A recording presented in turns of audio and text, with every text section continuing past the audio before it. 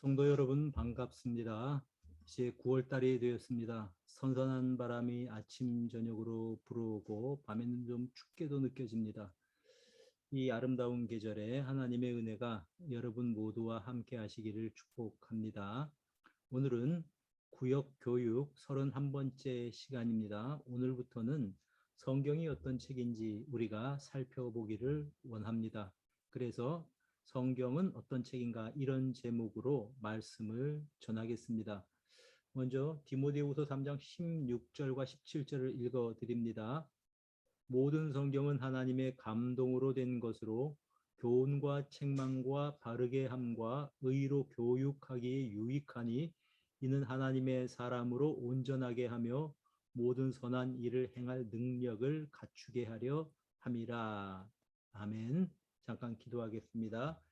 고마우신 하나님 아버지 감사드립니다. 이 사랑하는 해운대 중일교회 성도님들을 기억해 주시고 이 가을에도 하나님을 사랑하고 하나님을 경외하며 믿음으로 살아갈 수 있도록 인도하여 주옵소서. 이 시간에는 성경이 어떤 책인지 우리가 배워가기를 원합니다. 이제 종을 붙잡아 주시며 또 이 말씀을 듣는 모든 성도님들이 하나님의 말씀에 대해서 바르게 알고 말씀을 사랑하는 자들 될 수 있도록 도와주시옵소서. 예수 그리스도 이름으로 기도드립니다. 아멘. 이 19세기에 유명한 영국의 소설가고 또 이제 시인이던 월터 스코트 경이라고 하는 분이 있었습니다. 이분이 나중에 나이가 들어서 생애의 마지막 순간이 다가오게 됩니다. 이때 자기 하인에게 이렇게 이야기를 합니다. 책을 좀 가져와라. 자신이 지은 책만도 수십 권이 되고요. 이 사람의 서재에는 또 이런저런 책들이 수없이 많이 꽂혀 있었습니다. 근데 어떤 책을 가져오란 말입니까? 그래서 하인이 되묻습니다. 어떤 책을 가져다 드릴까요? 그러자 월터 스코트 경이 하인에게 이렇게 말합니다. 세상에 책은 한 권밖에 없다. 이때 이 하인이 깨달았습니다. 아, 성경을 가져오라는 뜻이구나. 그래서 성경을 가져다 주었고 월터 스코트 경은 마지막 생의 순간에 성경을 읽으면서 세상의 마지막 시간을 보냈다고 알려지고 있습니다.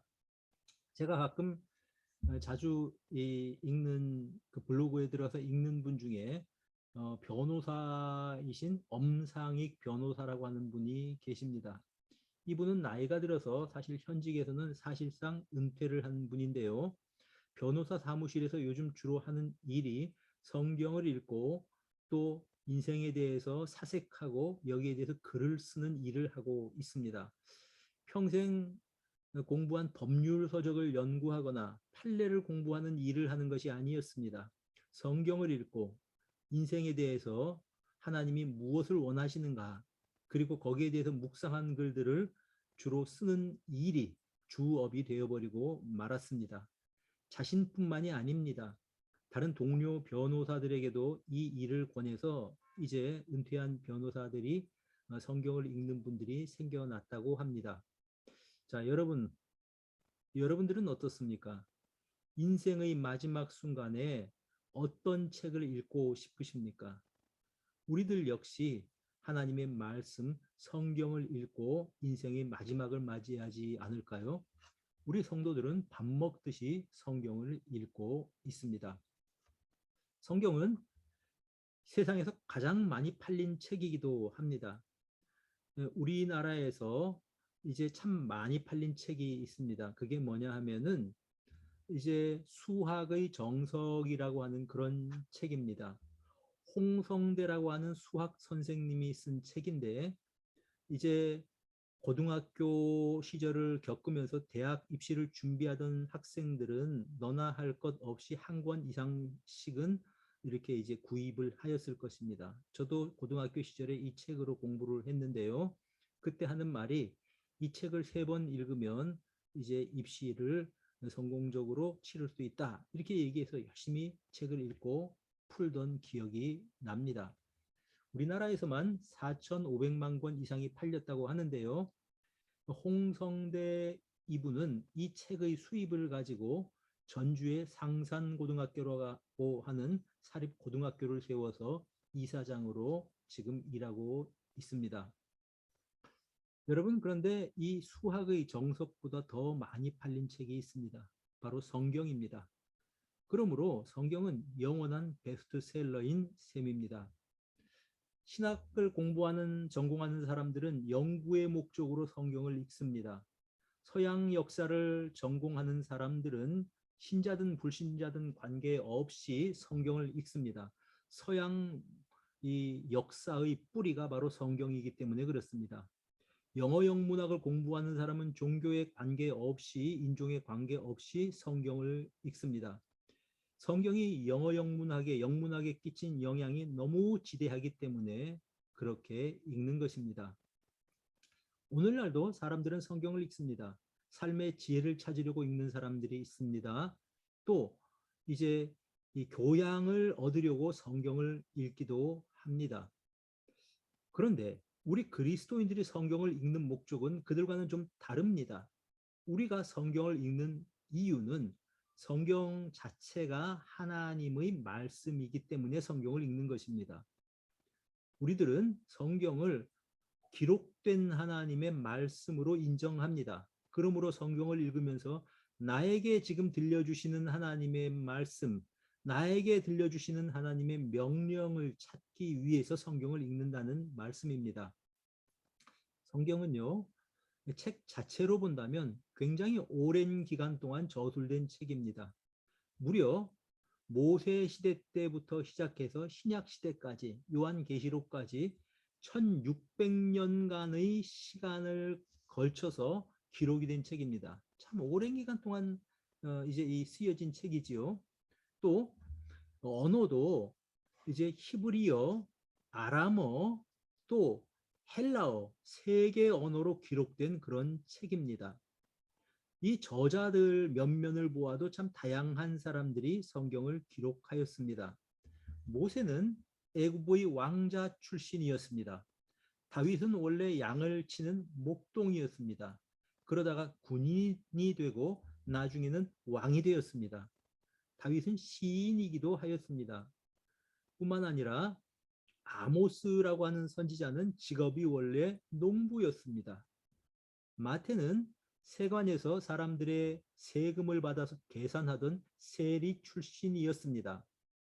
누가라고 하는 사람, 누가복음을 쓴 누가는 원래 직업이 의사였습니다.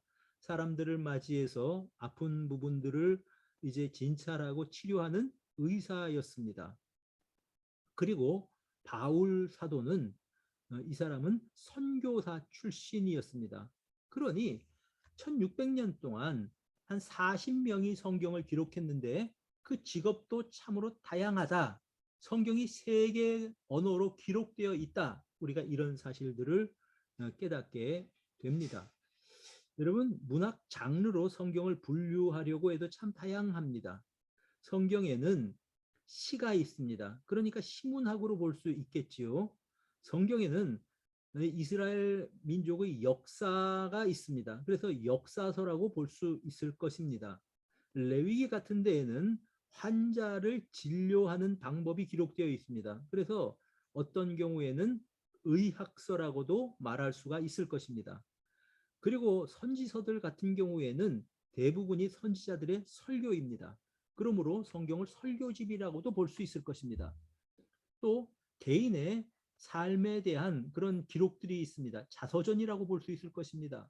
또 어떤 각도에서 본다면 성경은 전기라고 볼 수도 있을 것입니다. 예수님의 전기, 그렇게 볼 수 있겠지요. 그런데 이 오랜 기간 동안 다양한 사람들에 의해서 다양한 장르로 여러 언어로 기록된 성경이 일관성이 있습니다. 성경 전체를 놓고 보면 하나하나를 보면 다른데 전체를 놓고 보면 정확하게 통일된 그림이 나옵니다. 구약 성경을 우리가 이 전체를 놓고 보면 거기 하나님이라고 하나님의 그림이 떠오릅니다. 신약 성경을 다 짜집기 된 것들을 다 봐서 보면 거기 일관되게 예수 그리스도라고 하는 분이 드러납니다. 물론 성경 각권마다 약간의 차이는 있습니다. 다양한 사람들이 다양하게 기록을 했기 때문에 차이는 있는데 전체적인 내용은 일관되게 하나님과 예수 그리스도가 드러나는 것이 성경이라고 하는 말씀입니다. 왜 이렇게 여러 사람이 쓴 성경이 일관된 그런 교훈을 가지고 있을까요? 그 이유는 그들이 마음대로 기록한 책이 아니기 때문입니다.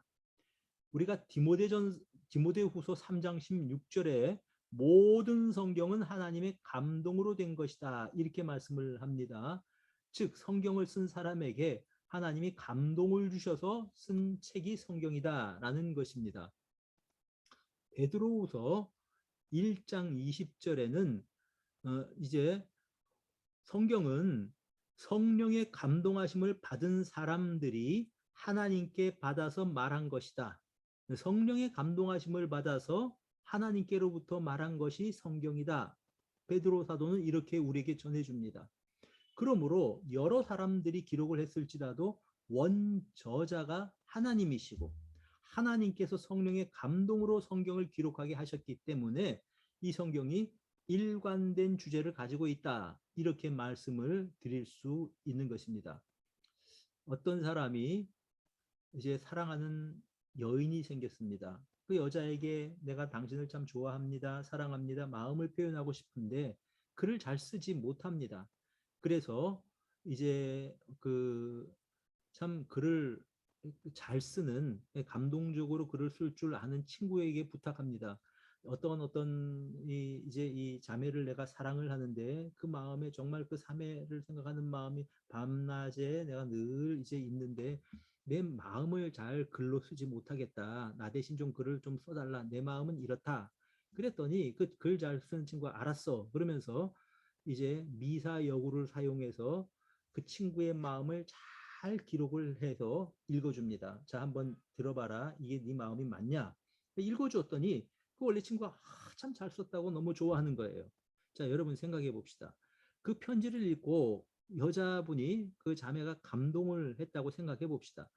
그 편지가 대필한 친구의 편지입니까? 아니면 원래 이 편지 대필 부탁한 원래 그 사랑하는 사람의 그 편지입니까? 원래 사랑하는 사람의 편지를 다른 사람이 자기의 문체를 통해서 표현을 해준 거죠. 비유를 해보자면 마치 이런 것과 비슷하다고 할 것입니다. 여러 사람들이 썼습니다. 그런데 그들에게 성령께서 감동하셔서 하나님의 마음에 있는 내용을 표현하게 하셨습니다. 그래서 일관된 주제가 거기 성경 전체에 나온다라는 것입니다. 성령께서 감동을 하셨다는데 도대체 그것은 무슨 뜻일까요? 성경에 보면 인간들이 성경을 기록했다라고 말할 수밖에 없는 그런 구절들이 나옵니다.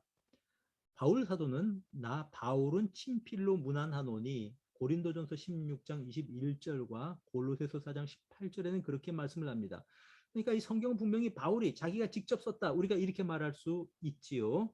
자, 그런데 바울이 썼지만 성경 구절구절을 기록할 때에 성령께서 개입하셔서 그 글을 쓸 수 있도록 감동을 주셨다는 겁니다.